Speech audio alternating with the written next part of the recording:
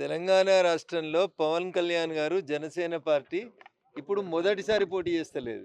పోయిన ఎన్నికల్లో కూడా మాతో కలిసి తెలంగాణ రాష్ట్ర శాసనసభకు జరిగిన ఎన్నికల లోపల పవన్ కళ్యాణ్ గారి జనసేన పార్టీ 2023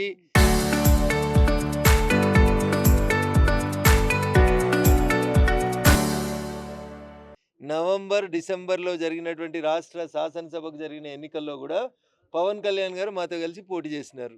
కాబట్టి కొత్తగా తెలంగాణలోకి జనసేన ఏదో వస్తుంది, ఏదో పోటీ చేస్తుంది అనేటువంటి ఈ అపప్రదలు లేదా కొత్త నినాదాలను ఎవరైతే తెస్తున్నారో వాళ్ళు వాళ్ళ ఉనికికి ప్రమాదం వచ్చిందని భావించి మాత్రమే ఇట్లాంటి కొత్త తరహా ముచ్చట్లు తీసుకొచ్చే ప్రయత్నం చేస్తున్నారు.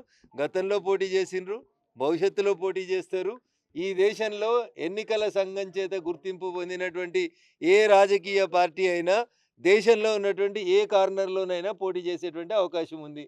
అందుకనే టీఆర్ఎస్ని బీఆర్ఎస్గా మార్చి మహారాష్ట్రకి, ఆంధ్రప్రదేశ్కి, కర్ణాటకకు పోతే తెలంగాణ ప్రజలు టీఆర్ఎస్కి బీఆర్ఎస్ మారంగానే బీఆర్ఎస్కు సిఆర్ఎస్ ఇచ్చి కంపల్సరీ రిటైర్మెంట్ స్కీమ్ ఇచ్చి పంపిస్తే గౌరవనీయులు చంద్రశేఖరరావు గారు పోయి ఫామ్ హౌస్లో కంపల్సరీ రిటైర్మెంట్ స్కీమ్ తర్వాత రెస్ట్ తీసుకుంటున్నారు.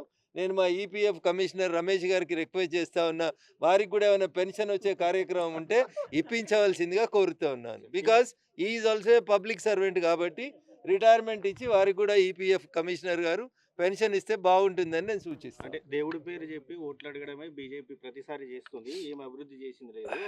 పవన్ కళ్యాణ్ కానీ ఇంకెవరు వచ్చినా కూడా వాళ్ళంతా కూడా బీజేపీకి ఎన్నో రెక్కలు ఉన్నాయి, అందులో పవన్ కళ్యాణ్ ఓ రెక్క అంటూ కూడా మహేష్ కుమార్ గౌడ్ చెప్పారు. మహేష్ అన్న అడ్డదారిలో అధికారంలోకి వచ్చి ప్రజల చేత ఎన్నుకోబడక ఎమ్మెల్సీగా మీరు ఒక అధికారంలోకి వచ్చి మీరు కూడా ప్రధానమంత్రి గారి గురించో ఇంకొకరి గురించి మాట్లాడితే బాధాకరమైనటువంటి విషయం. ఈరోజు మేము ఇక్కడికి వచ్చింది రాజకీయాల కోసం రాలేదు. మీరు రోజు అడుగుతున్నారు కదా, ఎన్ని ఉద్యోగాలు ఇచ్చిరో చెప్పుర్రి, ఎన్ని ఉద్యోగాలు ఇచ్చిరో చెప్పుర్రి అంటే ఒక తెలంగాణలో ఇచ్చిన ఉద్యోగాల సంఖ్యనే 57,714 ఉద్యోగాలని లెక్క చెప్తున్నాం. మేము ఉత్త లెక్కలు చెప్తలేం. వీళ్ళందరికీ పీఎఫ్ కట్ అవుతుంది. పీఎఫ్ కట్ అవుతుంది అంటే ఆయన పని చేస్తున్నాడు. 6 నెలలు దాటి పనిచేసి కంటిన్యూస్గా ఉన్నాడు కాబట్టి వాళ్ళకి పీఎఫ్ కట్ అవుతుంది. వాళ్ళకు పీఎఫ్ నెంబర్ వచ్చింది. మీరు కూడా తెలుసుకోండి, పీఎఫ్ అంటే ఏంది, ఈఎస్ఐ అంటే ఏంది, ఎప్పుడు జీతం కట్ అవుతుంది, ఎప్పుడు ప్రావిడెంట్ ఫండ్ జమ అవుతుంది. మీకు తెలిసేది 1వ తారీఖు జీతాలు ఇచ్చడే తెలియదు మీకు. ఎంప్లాయీ ప్రభుత్వ ఉద్యోగులు దాచుకున్న పీఎఫ్ సొమ్మునే రిటైర్డ్ అయినాక 3 ఏళ్ల దాకా ఇయ్యని కాంగ్రెస్ పార్టీకి పీఎఫ్ అంటే ఏందో, ఈఎస్ఐ అంటే ఏందో తెలుస్తుందని నేను అనుకుంటలేను. ఈరోజు మేము ఇక్కడ రాజకీయ కార్యక్రమం పెట్టలేదు. పవన్ కళ్యాణ్ గారి కోసమో, ఎల్లయ్య కోసమో, మల్లయ్య కోసం పెట్టలే. పనిచేస్తున్నటువంటి కార్మికులకి ఈపీఎఫ్ ద్వారా జరుగుతున్నటువంటి లాభాలను ఎక్స్ప్లెయిన్ చేయడానికి పెట్టినాం. కళ్ళుండి చూడలేని కబోదిగా ఎవరైనా మాట్లాడితే అది మహేష్ కుమార్ గౌడ్ గారైనా ఇంకొకటైనా వారి విఘ్నతకే వదిలేస్తారు. అంటే వాళ్ళు అంటే దీంట్లో ఏంటంటే పవన్ కళ్యాణ్ అనే వ్యక్తి బీజేపీ వదిలిన బాణంగా ఇండైరెక్ట్ గా చెప్తున్నారు. ఎందుకంత భయపడతా ఉన్నారు? పవన్ కళ్యాణ్ గారు పోయిన ఎన్నికల లోపల కూడా జనసేన పార్టీ పేరు మీద మాతో కలిసి పోటీ చేసినారు. 24 ఎలక్షన్స్ 23 నవంబర్ డిసెంబర్లో జరిగిన ఎన్నికలలో పోటీ చేసినారు వారు. ఇంత టెన్షన్ పడాల్సినటువంటి అవసరం ఏముంది? ఎన్నికలు ఇంకా చాలా దూరం ఉన్నాయి. సగం రోజులే అయినాయి తెలంగాణ రాష్ట్ర ప్రభుత్వానికి. ఇంకా సగం రోజులు మీరు పనిచేసి మీరు నిరూపించుకోండి. భారత ప్రభుత్వానికి ఇంకా 3 సంవత్సరాల సమయం ఉంది. ఎలక్షన్ చాలా దూరంలో ఉన్నాయి. అంత తొందరపడి బాధపడాల్సినటువంటి అవసరం, టెన్షన్ పడాల్సినటువంటి అవసరం కాంగ్రెస్ పార్టీకి ఏందో నాకైతే అర్థమైతలేదు.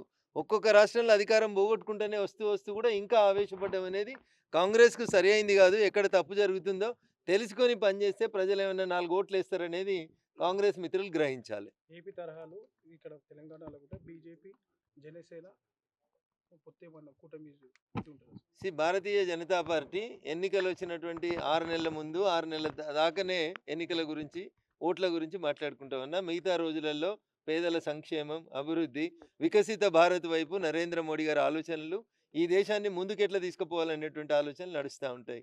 కాంగ్రెస్ పార్టీకి పొద్దున్న లేస్తే ఎన్నికలు, ఎలక్షన్లు, కలెక్షన్లు తప్ప ఇంకోటి తెలియని party Congress party. So we are not like that. మేము ఈ దేశంలో మాకు ప్రజలు 5 సంవత్సరాలకు అవకాశం ఇచ్చినారు. 3వసారి ప్రధానమంత్రిగా నరేంద్ర మోడీ గారు గెలిచినారు. ఈ 5 ఏళ్లలో ప్రజలకి ఎట్లా సేవ చేయాలి, మళ్ళీ 4వసారి అధికారంలోకి రావాలంటే ప్రజల మన్ననలు ఎట్లా పొందాలని మాకు ఆలోచనలు ఉంటాయి తప్ప కాంగ్రెస్ పార్టీ లాగా ఎప్పుడు విచ్ఛిన్నము, ద్రోహము, మోసము ఇట్లాంటి ఆలోచన మా డిక్షనరీలో ఎప్పుడు లేదు. పవన్ కళ్యాణ్ కాదు, కమల్ కళ్యాణ్ అంటున్నారు. దానికి ఏమంటారు? పవన్ కళ్యాణ్ గారు ఎవరు అవునన్నా కాదన్నా is part and parcel of NDA. Andhra Pradesh అనేటువంటి రాష్ట్రంలో ఎన్డీఏలో భాగస్వామ్య పక్షమైనటువంటి తెలుగుదేశం, జనసేన, భారతీయ జనతా పార్టీ కలిసినటువంటి కూటమి ప్రభుత్వంలో వారు ఉప ముఖ్యమంత్రిగా ఉన్నారు. ఇంకా కొత్తగా ఇయాల మాట్లాడుకోవాల్సిందేముంది? వీళ్ళకి కనబడతలేదా ఏంది? కాంగ్రెస్ ఆడ గూడా పోటీ చేసింది గదా! మీది జాతీయ పార్టీయే గదా! అప్పుడు గూడా మేము ఎన్డీఏ కూటమిలోనే ఉన్నాం గదా! మరి కొత్తగా అడగాల్సిందేముంది? తమిళనాడులో గూడా ఎలక్షన్ క్యాంపెయిన్ చేయడానికి ఎన్డీఏ తరఫున పవన్ కళ్యాణ్ గారు గూడా వెళ్ళినారు. మాట్లాడితే పవన్ కళ్యాణ్ ఎందుకంత భయపడుతుర్రు పవన్ కళ్యాణ్ గారి పేరు చెప్తే? కాబట్టి ఎన్నికలలో ఎవరికైనా పోటీ చేసే అవకాశం ఉంది. ఓపికగా ఉండండి. మేమేదో కొత్తగా ఈరోజు పవన్ కళ్యాణ్ గారిని ఆహ్వానిస్తలేము. He is already a part and parcel of NDA government.